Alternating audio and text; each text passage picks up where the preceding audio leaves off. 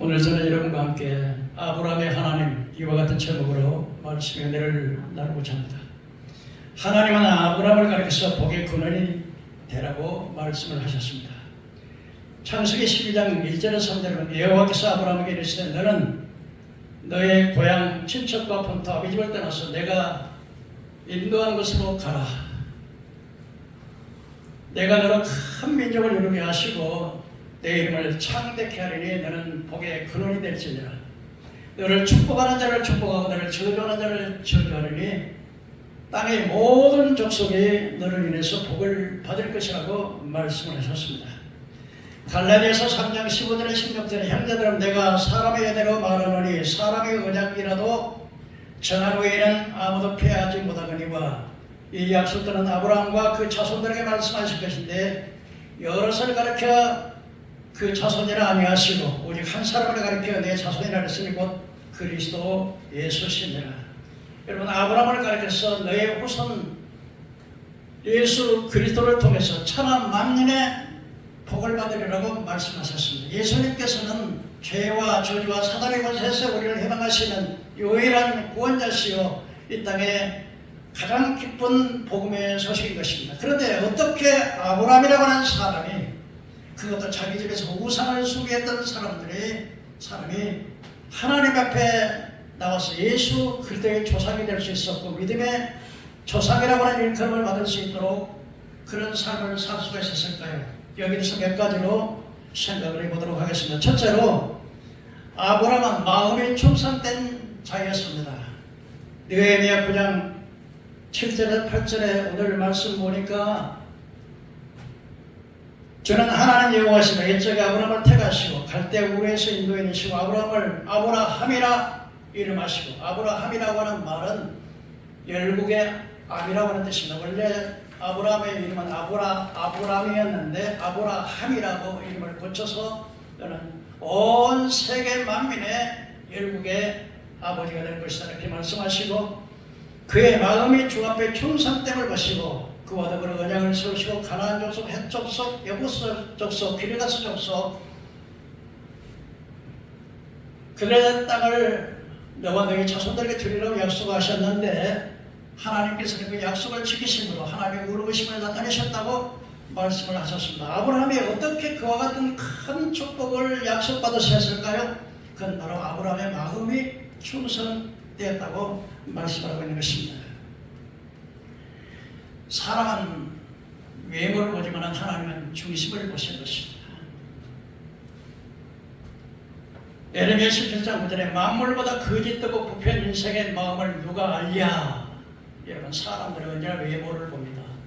왜냐하면 사람은 남의 속을 알 수 없기 때문에 그렇습니다. 그러나 하나님은 그 중심을 보시는데 그 생각과 그 중심을 꿰뚫어 보신다고 말씀하고 있습니다.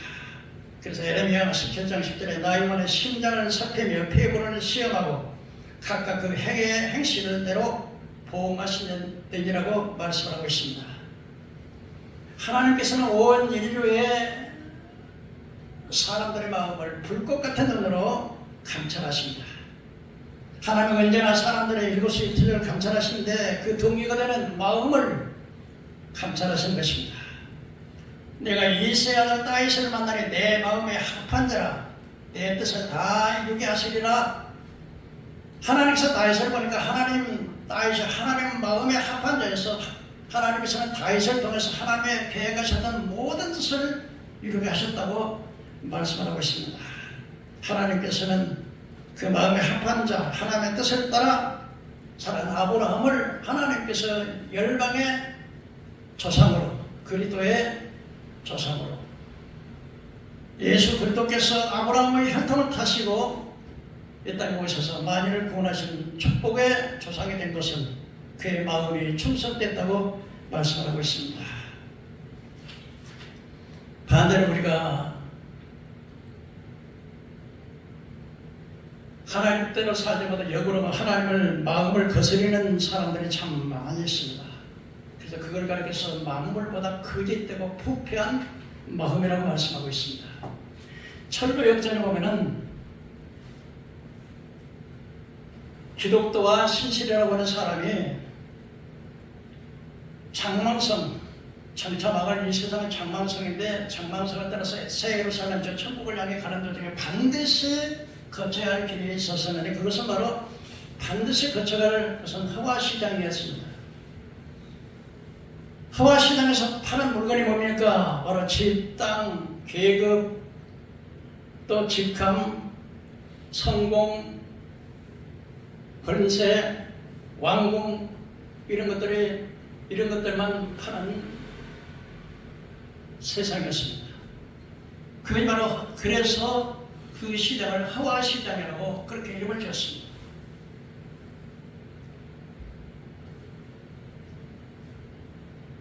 그래서 하와시장에 파는 상품들은 다 물건이나 집이나 땅이나 직업이나 계급이나 성공이나 권세나 이런 것들이 세상에서 파는 상품이라는 것입니다. 세상에는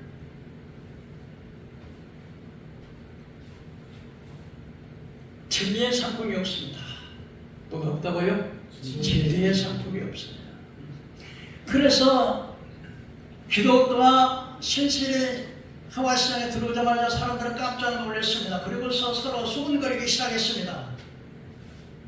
아, 저 사람들은 왜 옷차림 우리가 달라? 아, 저 사람들은 우리가 전혀 말이 통하지 않는데 우리의 언어가 다른데 아, 저 사람들은 우리 물건에 대해서 전혀 관심이 없어. 아, 물건 사라 그러면 진리의 상품이 어디냐고 말하는데 우리 세상에서는 진리의 상품을 팔지 않잖아. 아, 저 사람들은 외계인인가 봐. 아, 저 사람들은 우리를 정말 이 나라를 멸망시키려 온 자들이 아닌가. 수근수근하고 비방하고 어떤 사람들은 그에게 침을 받고 주먹으로 때리고 묻고 그 시장이 요란하게 됐습니다. 근데 그 중에서도 착한 사람들은 말했습니다. 아니, 저 사람들은 우리가 볼 때 착한데 왜 그렇게 못 살게 그러냐. 그래가지고서 시장 사람들하고 착하게 말했다고 하는 사람들하고 싸움이 붙어가지고 난리가 났습니다. 그래가지고서 싸움이 나가지고서 나니까 이제 그 시장 주인은 바로 아볼로원이었고, 예. 그리고 거기에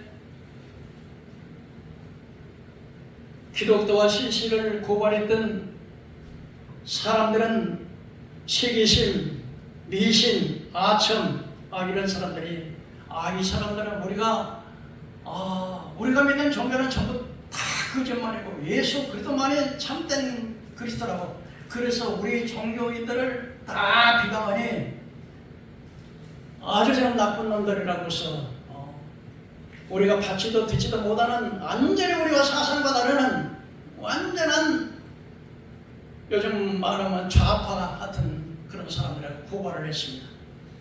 그때 시장 주인은 아볼로원이었고 재판장은 헌신대감이었고 그리고 배심원들은 맹목, 무용, 악의, 호색, 허송, 성급, 자만, 증오, 거짓말쟁이, 잔인, 보고, 흑암, 왕고 이런 자들이 배심원을 받았습니다. 여러분 재판소에 보면 주임 판사가 있고 판사 주변에 쭉 이렇게 배심원 판사들이 있지 않습니까?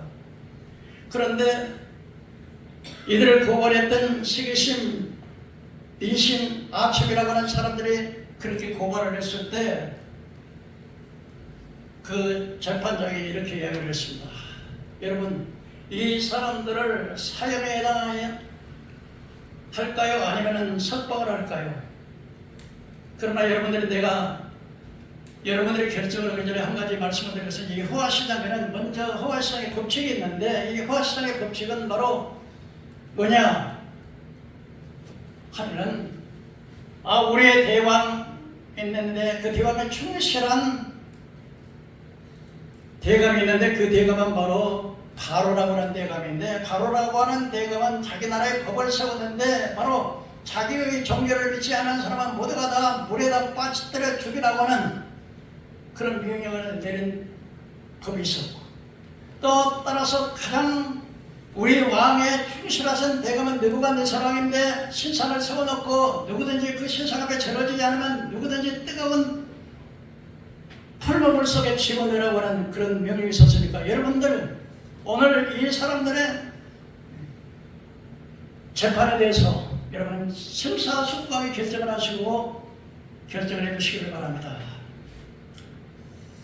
그때 이 신실이라고 하는 사람은 예수 그리스도에 대한 우리는 다른 건 하나도 잘못한 것이 없다. 우리가 남에게 피해를 끼치거나 도적질을 하거나 남에게 피해를 주거나 그런 일이 전혀 없었고, 단지 우리가 믿는 하나님은 하나님인 만왕의 만주의 주이신 분은 예수 그리스도 한 분밖에 없다고 말하지 않는다. 나는 그 죄밖에 없다. 그랬더니 사형이요 사형이요 사형이요 죽이시오 죽이시오 죽이시오. 그래서 신실이 사형을 당하고 말았습니다. 그때 순교를 했던 신실을 데려오기 위해서 하늘에서 두 마차가 오는데 백마 탄 두 마리 마차를 끄는 백마가 두 마리가 와가지고서 신실이라고 하는 영혼을 싣고 하나님 낙원으로 갔던 사건을 천일교에서 우리에게 기록해주고 있습니다. 그러고 난 다음에 이제는 거기서 그 신실이라고 하는 사람의 그 증언을 듣고 한 사람이 예수를 믿고 거듭나 기독교라고 하는 사람이 있는데, 기독교는 갇혔다가 하나님의 은혜로 탈출하는 기회를 받으면서 소망과 함께 길을 동행하게 되었습니다. 그때에 앞서가던 한 사람들이 있었으니 그 사람은 바로 두마음이었고, 미사여구라고 하는 동네에서 오는 사람이었습니다. 그래서 기독교와 소망이 물었습니다. 당신들은 어디서 와서 어디로 가는 길입니까? 라고 묻자 그들은 말했습니다. 우리는 바로 저 두마음이라고 저기 미사여구라고 하는 마을에서 오는데 저 예루살렘 성을 향해서 가는 중이라고. 그러면은 우리가 동행을 해도 될 것 같다고 우리 통성명이나 하십시다. 그랬더니 이 두마음이라고 하는 사람은 아주 불쾌하게, 아니 당신이 우리와 만날지도 잘 알지도 못하는데 뭐 그렇게 이렇게 통성명을 하자고 그러십니까? 그렇게 아주 통명스러운 말로 말을 했습니다. 그러고 난 다음에 이제 당신들이 원한다면 우리가 동행해 주겠소. 근데 이 사람은 말을 듣고 보니까 아주 두마음이라는 이 사용을 하는 마을에서 오는 사람들은 그들의 친구가 변절대감, 기회주의대감, 미사여구대감, 가식대감, 양다리 선생, 외삼촌은 두마리라고 하는 목사, 이런 사람들이 혈족과 같은 친척들이고 그 친구들이라고. 여러분, 사람은 친구를 보면 그 사람이 어떤 사람인가를 알 수 있습니다. 바로 여기 두마음이라는 게 뭐겠습니까? 여기 두마음이라는 사람의 친구는 전부 양다리예요. 여러분, 양다리가 뭐예요? 교제 갈 때 한 여자와 한 여자를 놓고 또 한 여자를 가지고서 이제 모르게 이 사람이 이 여자도 만나고 이 여자도 만나게 이게 양다리 걸쳤다 그러잖아요. 양다리. 미사여구 대담이라는 것은 말은 뻔들게 아주 하는데 그게 진실성이 없는 게 미사여구. 기회주의 대감이라는 게 되면 자신 이해관계에 따라서 정치적 관념인데, 예를 들면 내가 이 파에 속할 것인가 저 파에 속할 것인가, 어떤 파에 속해야 내가 좀 이익을 보겠는가, 내게 유익이 되겠는가. 그래서 기회를 타가지고서 이게 옳다 그러면 당장에, 예를 들면은 더불어민주당에다 국회의원이 더불어민주당에 내가 있어서 내가 배불리 이렇겠다 그러면 국민당으로 싹 옮기는, 이렇게 기회를 타가지고 자기 이익을 쫓아다니는 기회주의. 두마음, 여러분 하나님께서는 가장 두마음을 싫어한다고 그랬습니다. 하나님도 사랑하고 세상도 사랑하고, 이 사람도 사랑하고 악도 좋아하고 선도 좋아하고. 그래서 성경에 야고보 1장 8절에서 오직 믿음으로 가고 조금도 의심하지 말라. 의심하는 자는 마치 바람에 밀려 요동하는 바다의 물결 같으니 이런 사람은 무엇인지 죽게 얻을 줄로 생각하지 말라. 두 마음을 품어 정함이 없는 자로다라고 말했습니다. 오늘 여기 두 마음과 미사여구에서 오는 사람들은 정말 충성스럽지 못한 사기꾼들, 거지종들입니다. 그래 여러분, 이 아브라함이라고 하는 사람은 그 마음에 충성됐다고 말하고 있습니다. 우리가 한문을 보면은 이 충성이라고 하는 충성 축자는 가운데 중자에다가 마음 십자를 이렇게 해요.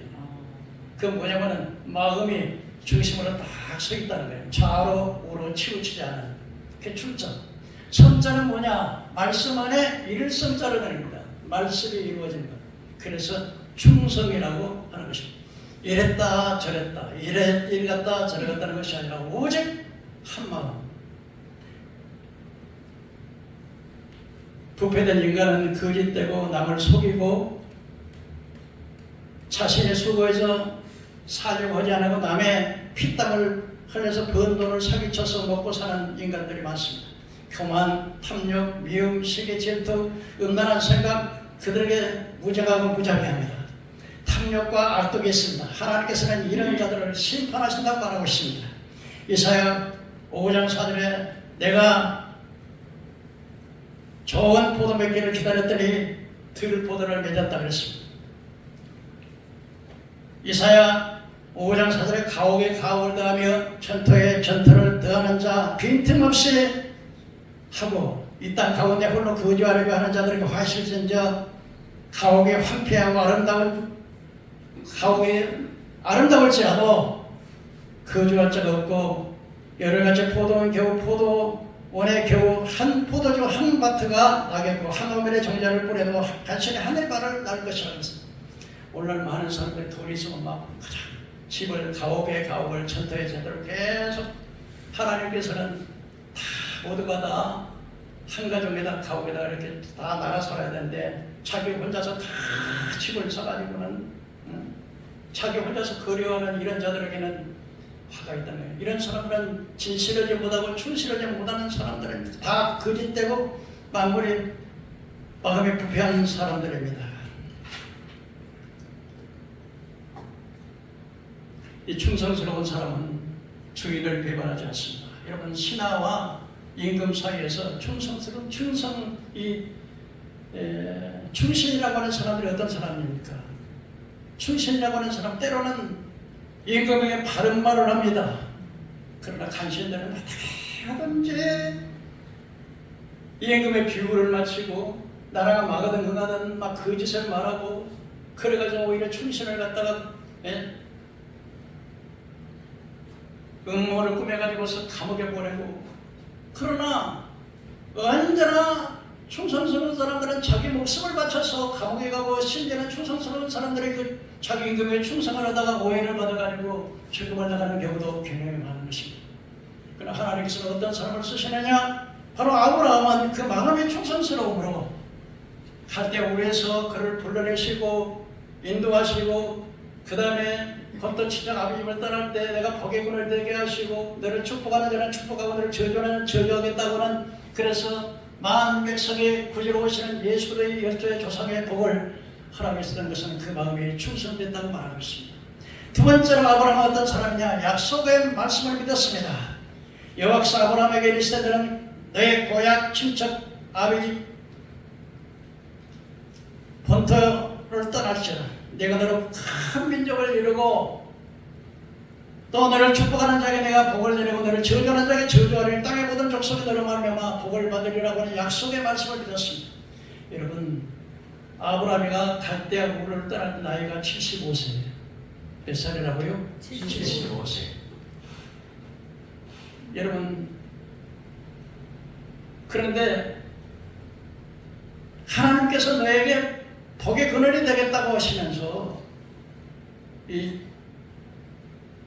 갈대아 우르를 떠나라고 했을 때 아브라함은 하나님의 약속의 말씀을 믿었습니다. 여러분 나이가 75세 돼서 나이가 들면은 젊어서는 고향을 떠났다도 나이가 들면 고향으로 돌아오는 게 인지상정이 아니겠습니까? 그런데 나이가 75세 이제는 그 지역에서 대대로 조상 때부터 내려왔던 틀을 닦고 있던 그 마을 그리고 거기다가 모든 것을 투자해갖고 거기 다 했는데 그 정들었던 사람들은 다 떠난다는 것은 그리 쉬운 것이 아닙니다. 또 하나님께서 약속하신 저는 복의 근원이 될 것이라고 약속을 하셨지만 그러나 어디로 가라고 하는 말씀도 안 해줬습니다. 그래서 갈 바를 알지 못하고 떠나다 그랬습니다. 왜요? 아브라함은 하나님의 신실하심을 믿었기 때문에 하나님의 약속의 말씀 하나님은 분명하게 약속을 지키시는 분이고 하나님은 거짓말하실 수 없는 하나님이고 반드시 나를 축복하신다고 했기 때문에 그 약속을 그대로 믿는 그 믿음의 사람이었습니다. 그래서 하나님께서는 이 아브라함을 그 같은 축복을 주셨습니다. 히브리서 11장 8절에 믿음으로 아브라함은 부르심을 받았을 때 순종하여 장래 유업을 받을 땅에 나아갈 때 갈 바를 알지 못하고 나갔으며 하나님 아브라함이 갈대우를 떠나라고 하셨을 때 복의 약속은 하셨지만은 그러나 어느 곳에 가라고 말씀해 주지 않냐고 하나님이 인도하시는 대로 오늘은 여기서 내일은 저기서 하나님 무엇을 명하든지 하나님의 약속의 말씀을 믿고 가는 믿음의 사람들이었습니다. 느헤미야 9장 7절에 아브라함이 하나님의 신선한 약속을 반드시 지키시며 거짓말하지 못하는 분이심을 믿었습니다. 약속하신 그의 후손에게 주시겠다고 약속하신 가나안 땅에 들어가게 하셔서 그 약속을 지키셨는데 가나안 족속, 헷 족속, 아모리 족속, 여부스 족속, 기르가스 족속들의 그 땅을 주시기로 약속하셨더니 마침내 하나님의 그 약속을 지키심으로 하나님은 의로우심을 나타내셨다고 말하고 있습니다. 민수기 23장 19절에 하나님은 인생의 아니시니 시간치 아니하시고 인자가 아니시니 후회가 없으시도다. 어찌 그 말씀하신 바를 행치 않으시며 하신 말씀을 실행하지 않으려고 말씀하십니다. 히브리서 11장 전에 믿음이 없이는 하나님을 기쁘시게 하지 못하나니 하나님께 나가는 자는 반드시 그가 계신 것과 자기를 바라는 자들에게 상 주시는 일을 믿어야 할지니라고 말씀하고 있습니다. 히브리서 11장의 믿음을 장려하고 있습니다. 믿음의 사람들의 믿음을 소개하고 있습니다. 믿음이라는 것은 반드시 바라는 것들의 실상이야 보지 못한 것들의 증거라고 말합니다. 믿음의 사람들 가인은 아벨보다 더 나은 제사를 하나님께 드림으로 의로움이란 증거를 받아들였습니다. 가인은 아벨은 가인보다 더 나은 제사를 믿음으로 드렸다고 했습니다. 그러므로 오고 오는 시대에 아벨을 다 모델로 해가지고서 아벨의 믿음을 본받으려고 하는 것입니다. 노아는 믿음으로 경고함을 받아서 방주를 좁혔습니다. 온 세상이 다 물로 멸망한다고 컵박이도 안 끼고 관심도 안 가지고 그렇듯지도 아니하고 아예 설마 날이 이렇게 짱짱짱한데 무슨 비가 와가지고 홍수가 나가지고 다 멸망해 아무도 그 말을 믿지 않았습니다. 그런데 노아는 바다에다가 강에다가 배를 짓는다면 그것도 이해가지만 산 꼭대기에다 배를 지니까 사람들은 저 사람이 저 멀쩡한 사람이 저 도지 않았나 어떻게 저 산 꼭대기에다 왜 배를 지어 다 비웃었습니다. 그러나 아브라함은 하나님께서 120년 후에 이 땅에 홍수로 멸망한다고 하는 사실, 그러면 너는 그 멸망 홍수를 피하기 위해서 방주를 지으라고 말했을 때 아브라함은 하나님의 말씀을 그대로 믿고 방주를 지었습니다. 오늘날 사람들도 그렇습니다. 예수 믿으라고 교회 나와서 말씀을 들어야 된다고, 그래야 네 영혼이 살고 지옥까지 안 된다고 아무리 저도지를 가지고서 그 노인네들 무슨 뭐가 그렇게 이쁘다고 그렇게 찾아가가지고서 교회 오세요 예수 믿으세요 예수 믿겠어요. 그 하나님의 한 영혼을 위해서 자기 아들을 십자가에 내보내는 그 하나님, 그 하나님의 사랑을 배신한 것은 절대 용납할 수 없습니다. 여러분, 하나님께서 지옥이 뭐 하루 이틀도 아니고 천년 만년인데 어떻게 하나님이 그럴 수가 있다고 하겠습니까만은 하나님이 얼마나 기다리고 얼마나 그 사람이 구원받도록 하기에 그 사랑을 배신했으니까 당연히 그렇게 받는 거예요. 믿음으로 모세는 호계를 육지까지 건넜어요. 아브라함은 부르심을 받아서 장래 유업으로 땅에 나갈 때 갈 바를 알지 못하고 나갔고, 사라도 자신이 늙어서 탄산에서 애를 낳지 못할 경소가 다 끊어졌는데도 하나님께서 내년 이맘때 아들을 주리라고 했더니 그 말씀을 그대로 믿었더니 아들을 낳았다 그랬어요. 이는 약속하신 일을 믿으신 줄 알았습니다. 모세는 창성하여 바로의 공주 아들이라 칭함을 거절하고 가만히 있으면 애굽의 왕이 될 수 있는 자리인데 그 왕자를 거절하고 자기 백성과 함께 고난받는 것을 잠시 죄악을 누리는 것보다 낫게 했으니 참주신 일을 바라봤습니다. 그러므로 그리스도와 함께 고난받는 것을 잠시 죄악을 누리는 것보다 낫게 했으니 장래 영원한 하나님 나라를 바라봤다고 말씀하셨습니다. 내가 더 무슨 말을 하리요? 히브리 기자는 말합니다. 기드온, 바락, 삼손, 옙다, 다윗, 사무엘, 선지자를 일일이 말하면 시간이 다 부족할 것이라고 말했습니다.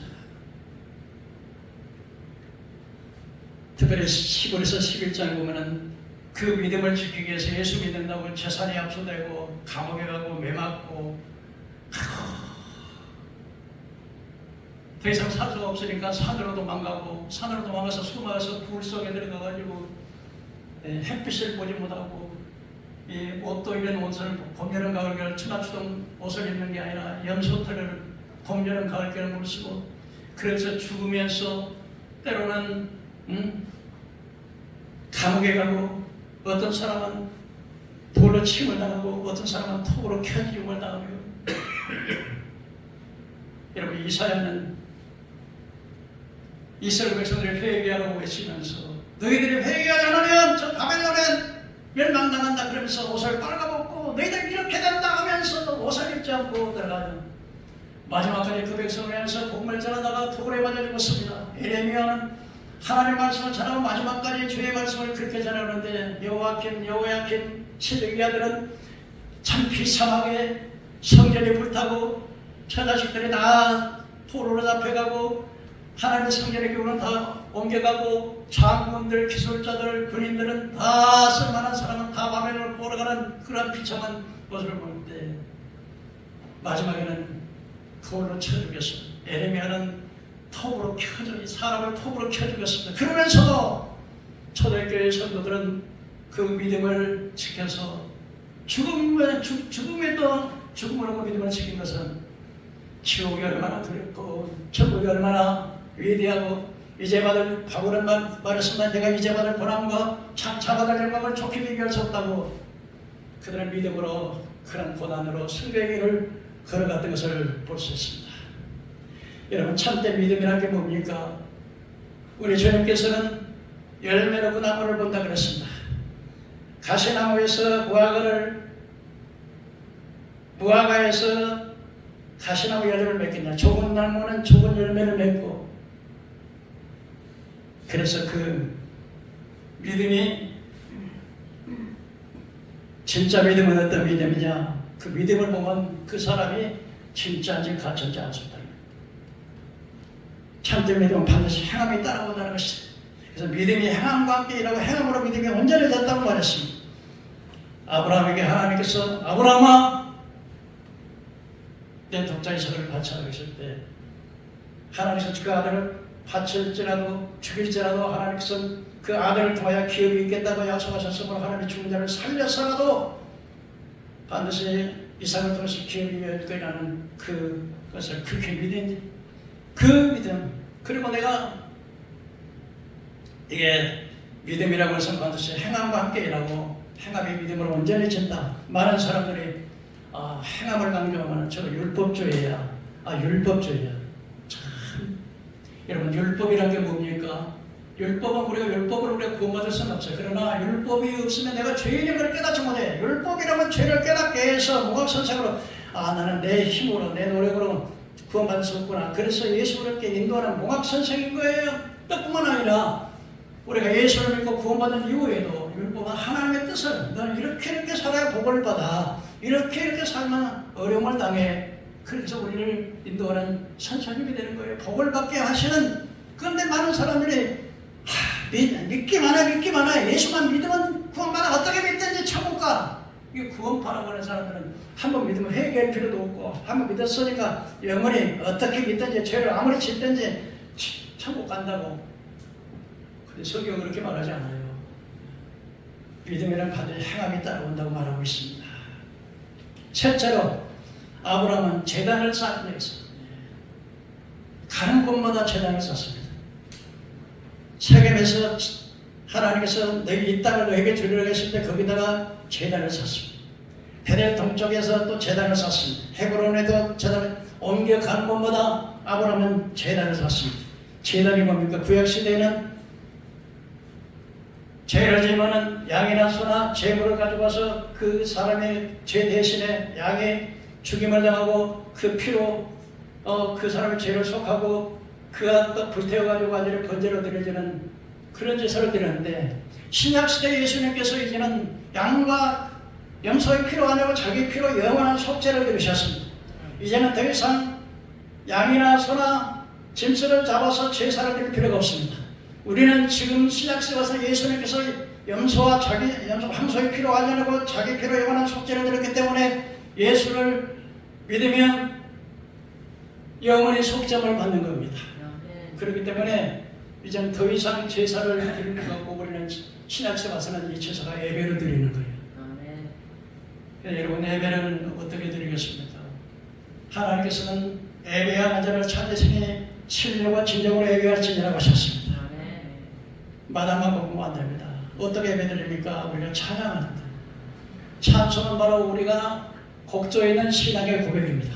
그러므로 찬송을 부를 때 그냥 아무렇게 생각 없이 부르면 안 됩니다. 찬송의 가사를 깊이 생각하면서 그 말씀이 그런 뜻이구나. 그 찬송의 가사가 바로 내 신앙입니다. 주여 나와 동행합니다. 주님 믿습니다. 그 말씀 정말 감사합니다고 그 가사를 생각하면서 찬송을 부르는 것입니다. 그건 바로 찬송이 바로 내 신앙의 고백이 되는 것입니다. 우리가 기도를 드릴 때 철저하게 우리가 기도가 여러 가지 기도가 있습니다. 회개 기도가 있고 중보 기도가 있고 감사 기도가 있고 금식 기도가 있고 근데 여러분, 하나님께서 우리에게 주시는 특권 중에 많은 특권이 있지만 예수 믿는 사람들에게 주시는 가장 큰 특권이 바로 뭐냐? 기도의 특권입니다. 하나님께서 이 기도의 특권을 통해서 많은 축복을 주시겠다고 약속하셨고 이 기도를 통해서 사단 권세를 이기고 이 기도를 통해서 전능하신 하나님의 팔을 움직이는 그런 역사를 했는데 사람들은 기도는 기도하라니까 막 의무적으로 막 하나님의 기도하라니까 막 의무감에 의해서 우리가 기도를 할 때 미사역을 꾸려서 막 아름답게 사람에게 드리려고 사람에게 듣기 좋은 이야기를 하는 것이 아니라 기도는 어떻게 해야 되냐? 정직하게 해야 되는 거예요. 진실하게 해야 되는 거예요. 거짓말하면 안 되는 거예요.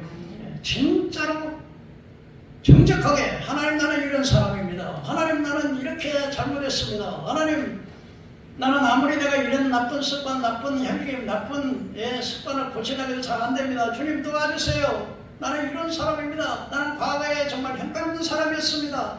과거에는 나는 음란하기도 하고 남의 사기도 치고 도적질도 하고 싸움도 잘하고 그냥 교만하기도 하고 자랑하기도 하고 내가 제일 잘난 줄도 알고 그런 사람이었습니다. 주님, 나는 그런 사람입니다. 예수의 십자가의 보혈로 내 죄를 용서해 주세요. 그럼 하나님이 치워버리는 거예요.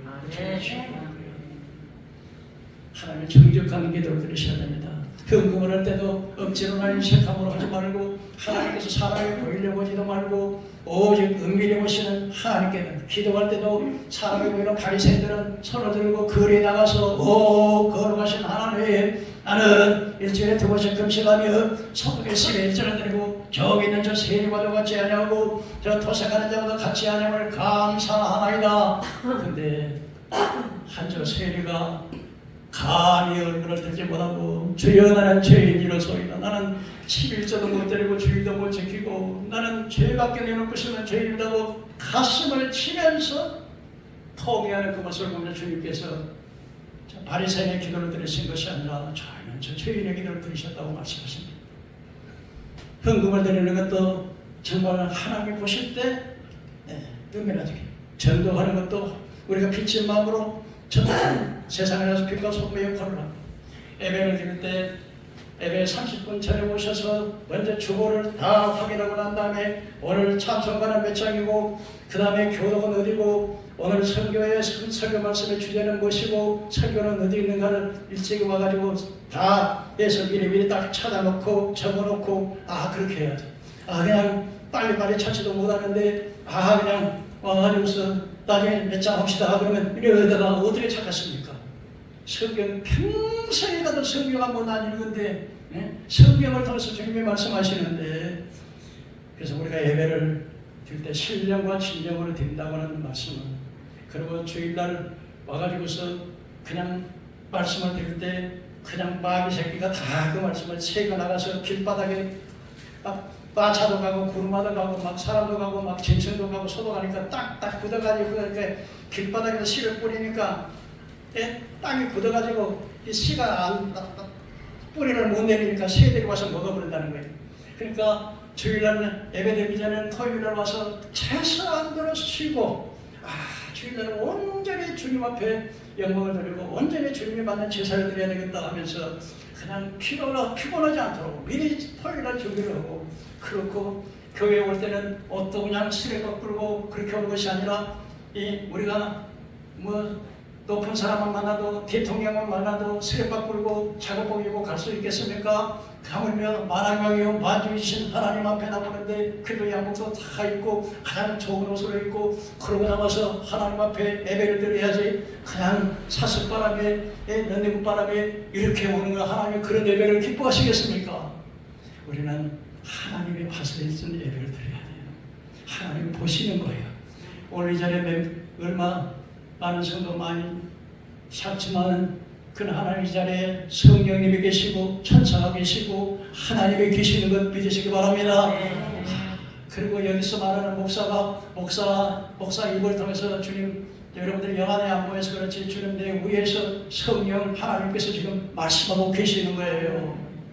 그래서 신령과 진정으로 예배하라는 거예요.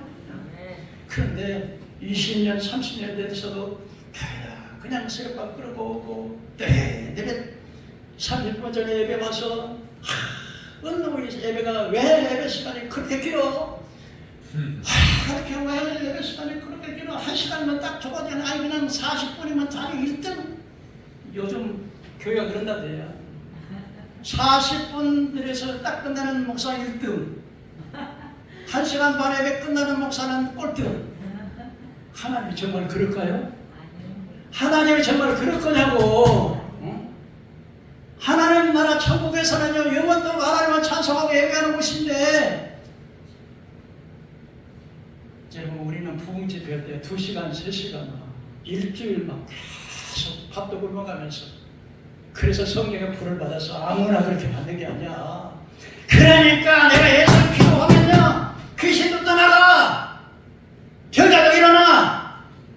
왜? 믿음으로 산다고 하니까 그래요. 여기 우리 교회 나오신 분들 복받은 사람이야. 나 하나님 앞에 내가 오늘 이 자리에서 말할 수 있지만 나 부족한 점 많지만 그러나 주님 뜻대로 살려고 몸부림치고, 나 지옥 안 가려고 몸부림치는 사람이야. 지옥이 얼마나 무서운 거 내가 알아. 날마다 내가 유튜브 보면 지옥 천국밖에 안다. 그것만 봐. 그것만 들어. 세상 사람 유튜브 보면 맨날 세상 사람들이 그렇게 가정의 문제, 자녀의 문제, 교회의 문제, 난 질병의 문제, 좀 살다 보면 어려움이 다치고 왜 그렇게 또 사기를 치는 사람이 많은지. 그런데 악한 자들은 결과가 안 좋더라고. 안 믿는 사람도 악한 자들은 결국 망하더라고. 그래도 좋은 끝은 있다고 하더라고요. 넷째로 여러분 아브라함은 효자였습니다. 여러분 하나님께서 번토가 지쳤고 아비집을 떠나라 그랬습니다. 근데 아브라함이 나이가 갈대고를 떠날 때 나이가 75세면 아버지가 누구돼도 90세는 됐을 거예요. 그런데 하나님께서는 아버지도 친척도 다 버리고 떠나라 그러는데 아브라함은 자기 아버지를 모시고 갔어요. 어떻게 90살 먹은 아버지를 혼자 놔두고 고향에 나가고 가실 곳이 있겠냐? 아버지 모시고 왔어. 그래서 하란 땅에 가니까 그냥, 다른 성경에는 그냥 갈대아우를 떠나서 가나안 땅에 들어갔다 했지만 히브리서에 보니까, 야고보서에 보니까 하나님께서 갈대아우를 떠날 때 하란에 머물렀을 때 아버지가 몸이 편찮아가지고 더 이상 못 가니까 아브라함이 하란에서 아버지가 돌아가실 때까지 기다렸는데 하나님이 기다려주시더라고. 아버지가 돌아가실 때까지 기다려주시더라고. 더 빨리 왜 내가 지시한 걸로 가라가지 아니하고 아버지가 돌아가실 때까지 하나님이 기다려주시더라고. 10계명에서는 여러분 1계명에서 3계명까지는 10계명 하나님에 대한 계명이요. 내 앞에 다른 식을 내게 두지 말고 너희 앞에 무상을 만들지 말고 하늘에 있는 것이나 땅에 있는 것이나 땅 아래 있는 모든 것을 만들지 말고 거기 칠하지 말고 섬기지 말라. 나는 질투하는 여호와 하나님이라고. 안식을 위하여 거룩히 지키라고. 4계명까지는 하나님에 대한 계명. 첫째, 사람에 대한 계명은 내 부모를 주 안에서 공경하라. 그리고 인간에 대한 5가지 계명 중에 첫째 계명이 내 부모를 주 안에서 공경하라요. 근데 다른 계명은 하라 하지 말라는 것으로 이걸 하지 마라. 우선 섬기지 말아라. 안식일을 지켜라. 하라 하지 말라는데 부모에 대한 계명은 내 부모를 주어서 공경하라 그러면 땅에서 잘 떼고 장수하리라 약속의 말씀을 주셨어요. 아브라함은 효자인 것 같아요. 마지막으로 아브라함은 물질에 대한 욕심이 없었습니다. 다섯 번째로 아브라함이 애굽에 내려갔습니다. 근데 가나안 땅에 갔는데 흉년이 들어가지고 먹을 게 없어요. 그래 애굽에 내려갔어요. 그러니까 먹고 이제 포도청이라고 먹고 살아야 되니까 이제 가나안 땅에는 풀 한 폭이 없이 가뭄이 들어가지고 못 사니까 애굽으로 자기 조카와 자기 양떼들, 자기 아내들 아내하고 또 자기 조카하고 양떼 소떼 몰고 이제 애굽으로 갔습니다. 근데 아브라함이 나이 75세였는데 사라가 그때 당시 10살 차이니까 65세였는데 얼마나 미인이었는지 애굽 사람들이 막 아브라함의 부인을 보고서 미인이다. 그러니까 아브라함이가 이 애굽 사람들은 하나님을 모르는 사람들이니까 자기 부인 사라에게 이제부터 너는 당신은 나를 남편이라고 하지 말고 우리 오빠라고 그렇게 사촌 오빠라고 그렇게 이야기해요. 왜냐하면 자기 그 부인이라고 하면 자기 부인 뺏으려고 자기를 죽일까 봐서 그 얼마나 사람들이 막 왕국의 신하들도 막 아브라함의 부인 사라를 보고서 막 미인이라고 하니까 바로 가서 불렀어요. 그래가지고 아브라함이 어떻게 된 사이냐 그랬더니 우리 너희 동생이라고. 그래 잘 됐다고 우리 차남 매제하자고 그러면서 양떼 막 은근 막 재물을 많이 줬어. 그래서 자기 부인을 뺏겼지. 어떤 마음이 자기 부인이 지금 바로하고 아무리 권력에서 자기 죽을까 봐서 자기 누이 동생을 갖다 부인이라고 했는데 뭐 사실은 또 사촌의 누이 동생 되긴 됐어요. 그런데 옛날에는 사촌끼리도 결혼했으니까 자기 부인을 데리고 잔단 말이요. 그런데 그 마음이 어쩌고서 기가 막힐 거 아니야. 근데 하나님이 꿈에 바로에게 나타내 이놈 네가 이놈아 그 사라는 아브라함 선지자의 부인이야. 만일에 네가 그 나이를 놓아주지 않으면 너희 집안 너는 너희 집안과 애굽의 여자들을 멸절시키겠다. 깜짝 놀래가지고 불렀어요. 당신이 어째서 자기 부인이라고 그렇게 이야기를 안 해가지고 나는 이게 그러고서 그랬더니 아브라함이 그냥 사실은 내 누이 동생이 내 부인이 되긴 됐는데 그 자기가 아브라함의 부인을 거시건 죄로 자기 하인도 하나 주고 또 양떼와 은금을 많이 줬어요. 그래가지고 이제 다시 이제 돌아와서 베델과 단에다가 제단을 샀어요. 제단을 쌓고 쌌는데 자기 조카에도 장막이 있고 양떼가 많아, 소떼가 많아. 자기 또 소떼와 양떼가 많아. 그러니까 자기의 목자들하고 자기 조카들의 목자들하고 서로 싸우는 거야. 그러니까 아브라함이 불렀어요. 아브라함아, 우리 서로 친척이잖아. 그런데 고릴끼리 이렇게 싸우면 되겠냐? 자, 네가 결정해라. 여기 땅에 놓으니까 네가 우하면 나는 좌하고, 나는 좌하면 우할게. 여러분 우선권이 누구에게 있어요? 삼촌에게 있지, 당연히. 그러나 아브라함은 네가 먼저 결정해. 롯이 가만히 보니까 요단 동편을 보니까 물이 넉넉하고 막 도시가 발달을 해서 삼촌 나 저쪽으로 갈게요. 그래?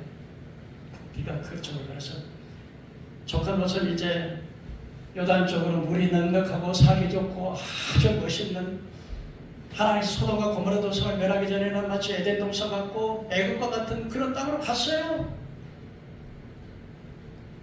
근데 그때 하나님께서 나타나서 아브라함아 욕심이 없어요. 난 자기가 자기 우상권이 있으니까 야 내가 저쪽으로 갈게. 그러지 않고 네가 먼저 택해. 그랬더니 하나님이 아브라함에 나타나서 아브라함아 너는 동서 북쪽 남쪽 동쪽 서쪽을 바라보라. 내가 바라보는 모든 땅을 너희와 너희 자손에게 줄 것이다. 네가 동과 서로 행해서 걸어보라. 그러면 그 땅을 다 내게 주리라. 여러분 욕심을 따라서 자기 좋은 곳으로 갔던 롯은 서도가 고모라도 산 사람들은 악한 사람들이었습니다. 동성연애를 하는 사람들이었습니다. 가서 보니까 가자마자 소돔과 고모라에 전쟁이 일어나가지고 자기 조카가 이제는 다섯 부족끼리 싸움이부터 전쟁이 일어났는데 자기 조카들이 소와 양떼와 가축을 다 빼앗기고 포로로 잡혀갔다는 소리를 듣고 아브라함이 자기 입에서 기대었던 318명의 사람을 데리고 가서 그 틈타가지고 그 조카를 찾아오고 그 뒤로도 소돔 성에서는 악하기 때문에 하나님께서 불과 유황불을 내릴 때 아브라함이 기도할 때 하나님께서 두 천사를 보내가지고서 이제는 이 소돔과 고모라 도성을 멸할 것인데 빨리 이제는 이 성을 떠나가야 된다. 친척이 있으니까 자기 사이들에게 노시 말했습니다. 야, 이 사람들아, 이거 하나님께서 이 소돔과 고모라 도성을 유황불로 멸한다니까 빨리 이거 피해야 하니까 아이고 사위들이 농담을 해야겠습니다. 근데 두 천사가 급하니까 한 천사는 아브라함과 아브라함의 부인의 손을 잡고 한 천사는 노스의 두 딸의 손을 잡고 와 소돔 속을 빠져나가려고 하는데 천사가 말했습니다. 너는 절대로 뒤를 돌아보지 말아라. 가는 도중에 뒤를 돌아보지 말아라.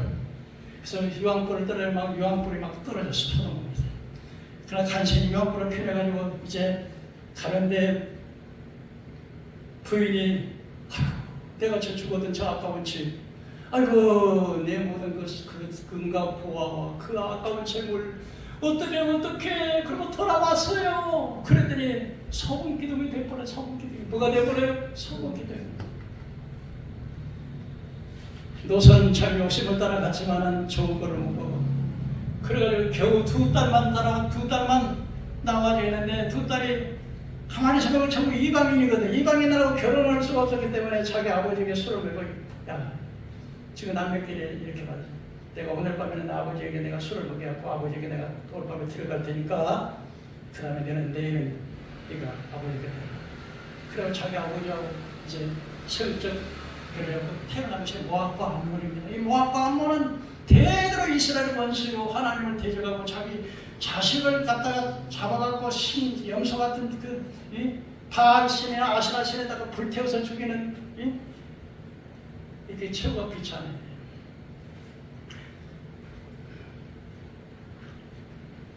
창세기 3장에 보면요.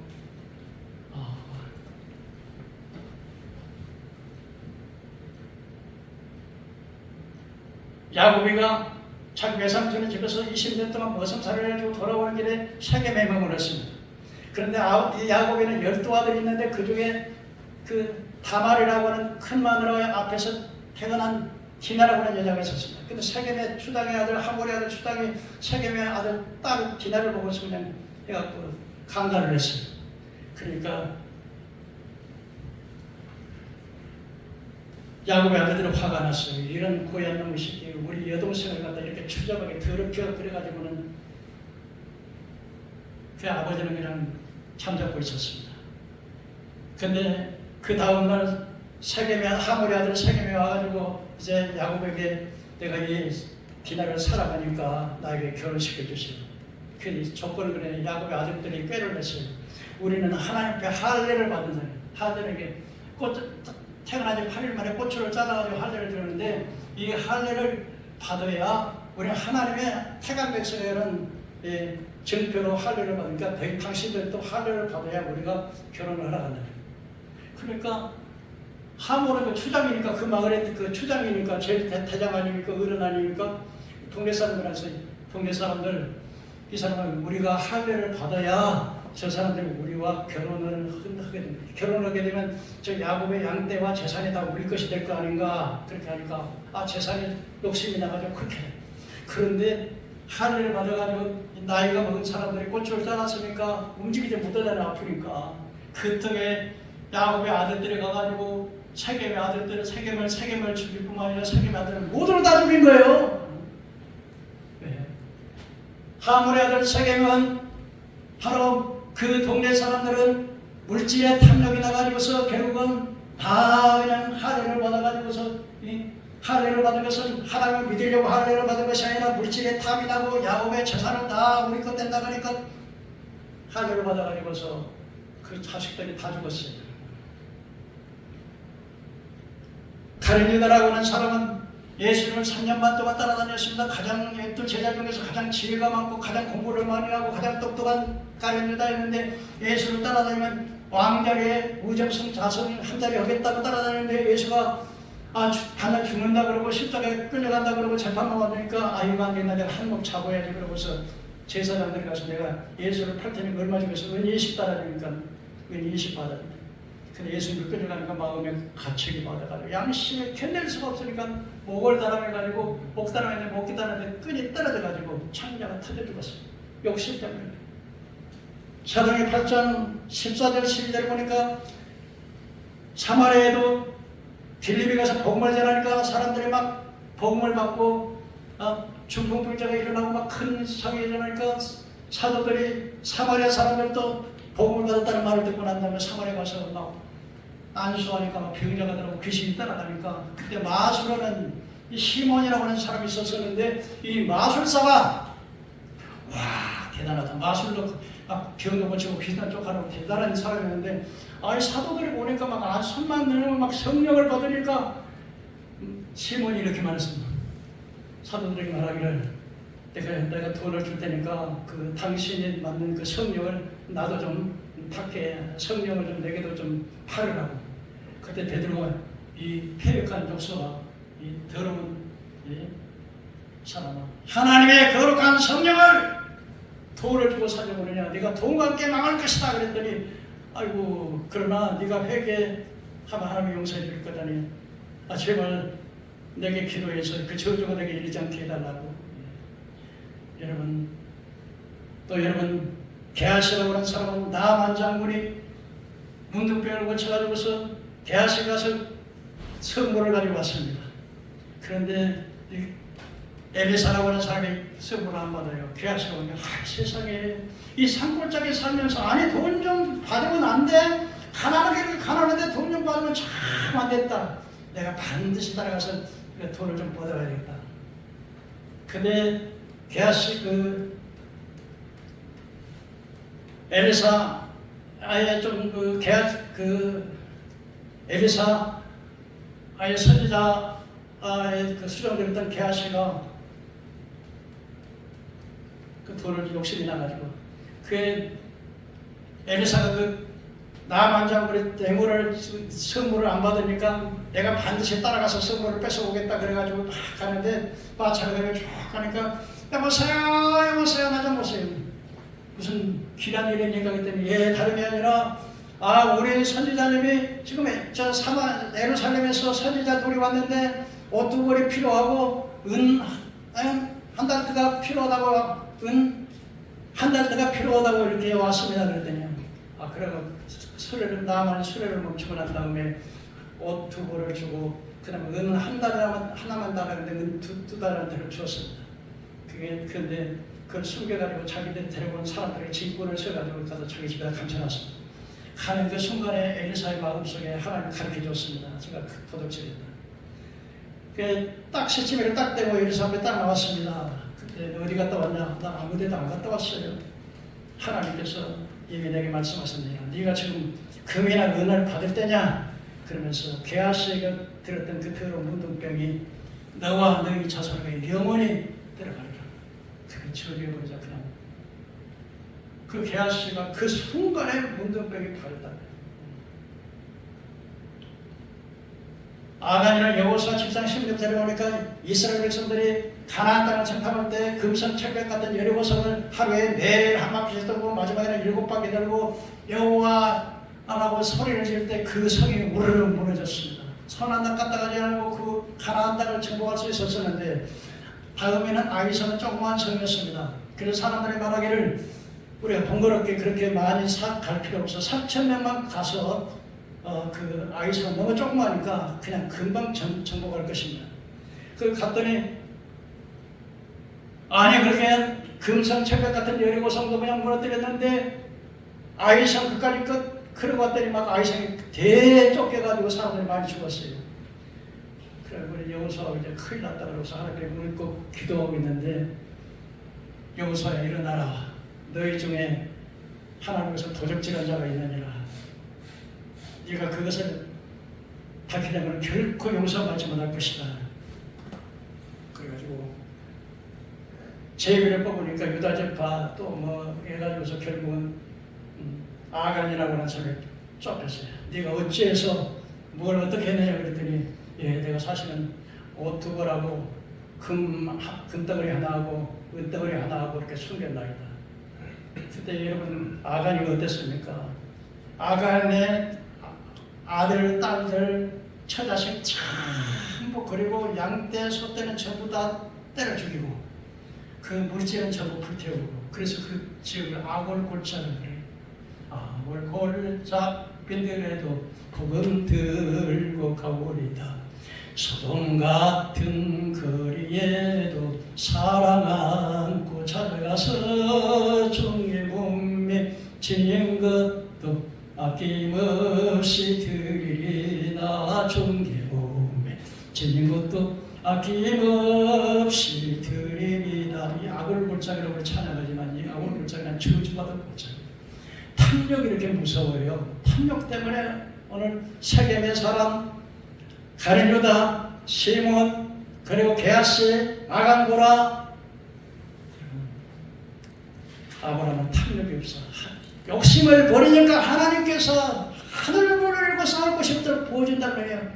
여러분 인생이요, 역대상 29장에 보면 하나님이 위대하심과 영광과 권능과 승리와 위엄이 주께 있사오니 천지가 주의 것이로서 주는 높으사 권세 받는 게 주께 있사오니 주는 높으사 만유가 천지의 주제시이다.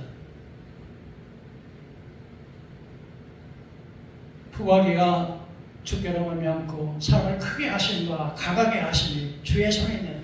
여러분 사람이 높아지고 나빠지고 부자 되고 가난하고 큰 사람 되고 낮은 사람 되는 것은 다 하나님 손에 달리는 거예요. 내가 욕심 부린다고 되는 게 아니에요. 내가 아침부터 일찍 일어나고 시편 117편에 저녁에 늦게 누울지라도 아침에 내가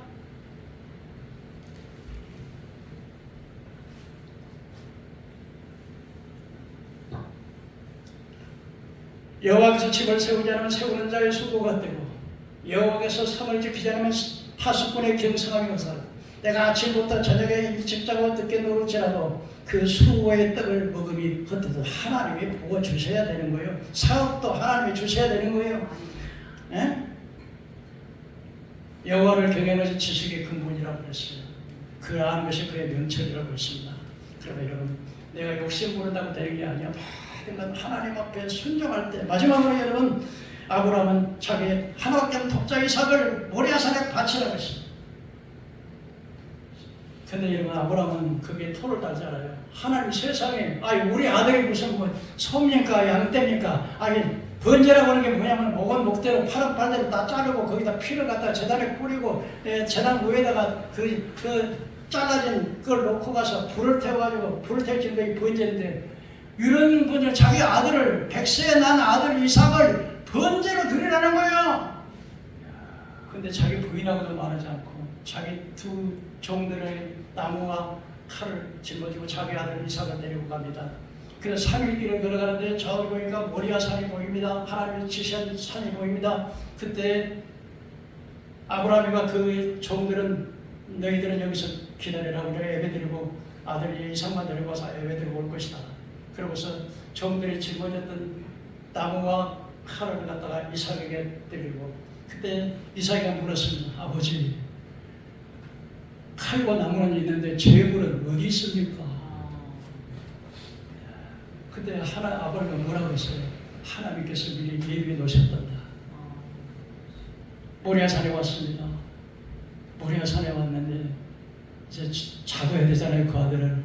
그러니까 제단에 올려놓고 부끄러우니까 어제 우리 사모님 그거 유튜브를 뭐 봤다 그러더라고. 제가 준비한 거예요. 아빠 무서워. 왜 그래? 성경 그 말이 없지만 그랬을 거야. 근데 아브라함이가 그래가지고 묶어 바지로 묶었어. 꼼짝 못하잖아요. 잡으려 치려는 순간 갑자기 하늘에서 주의 천사가 아브라함아 멈춰라. 네가 네 독자 이삭이라도 아끼지 않은 것을 내가 보았노라. 이제야 네가 나를 경외하는 줄 내가 알았노라. 피를 걸어보니까 숯불에 양이 푸득푸득 걸려가지고 그 양을 잡아다 대신 제목에서 하나님께서 미리 예비하셨다는 여호와 이레라 그까지 준비한 마지막까지 아브라함은 순종의 여러분 사울왕의 왕 이스라엘 초대 왕이 됐지만은 순종하지 못해가지고서 성령이 떠나고 나중에 비참하게 40년간 사역을 쓰임받았지만 나중에는 자기 자식들이 다 죽고 군대가 다 죽고 자기가 적에 맞아 화살을 쐈는데 더 이상 피할 수 없어서 자기 전력이 나를 저 하게만 자는 자에게 죽는 것보다는 네가 나를 죽이라 그랬대. 차마 이 사람이 자기의 전령, 자기 왕을 갖다 자기가 죽일 수 없기 때문에 안 하고 있으니까 사울은 자기 칼에다 자기 칼을 엎드려가지고 자기라고 말하죠. 불순종했습니다. 근데 예수님께서는 빌립보서 어머나 이렇게 말합니다. 빌립보서는 너희는 예수의 마음을 본받으라. 그는 하나님의 본체시나 하나님과 동등 때문에 채울 것으로 여기며 자기를 위해 종의 형체를 가졌고 죽기까지 복종하였으니 곧 십자가에 죽으시니라. 그러나 하나님께서 그 이름을 높이서 하늘에 있는 자들이나 땅에 있는 자들이나 땅 안에 있는 모든 자들을 그 무릎에 꿇게 하시고 그 이름으로 하나님께 영광을 돌리게 하십니다.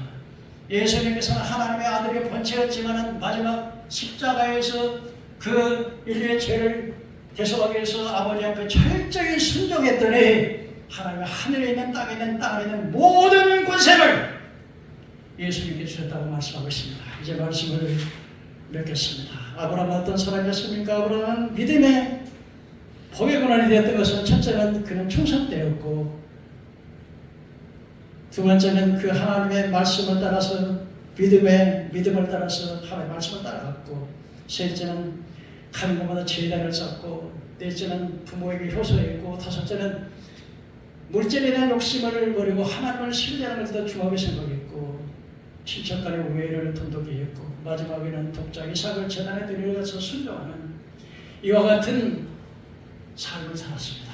그러므로 하나님께서 온 인류의 메시아의 조상이 되게 하시고 복의 근원이 되시게 하시고 아브라함을 통해서 참 만연간의 복을 받는 이 축복의 발을 받게 된 줄로 믿으시기 바랍니다. 기도하십시오.